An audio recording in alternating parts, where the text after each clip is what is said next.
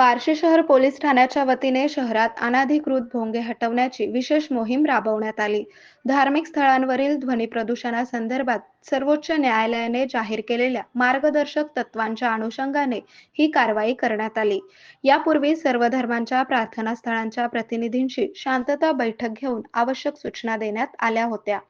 दिनांक 22 फेब्रुवारी रोजी शहरात घडलेल्या एका घटनेनंतर निर्माण झालेल्या तणावाच्या पार्श्वभूमीवर पोलीस अधीक्षक अतुल कुलकर्णी यांनी बार्शी पोलीस ठाण्यात शांतता समितीची बैठक बोलावून धार्मिक स्थळांवरील अनधिकृत भोंगे काढण्याबाबत स्पष्ट निर्देश दिले होते.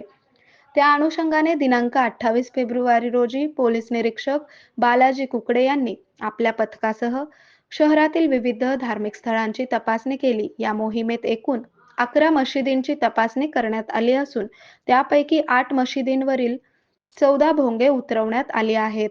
तसेच 5 मंदिरांवरील 8 भोंगे काढण्यात आली.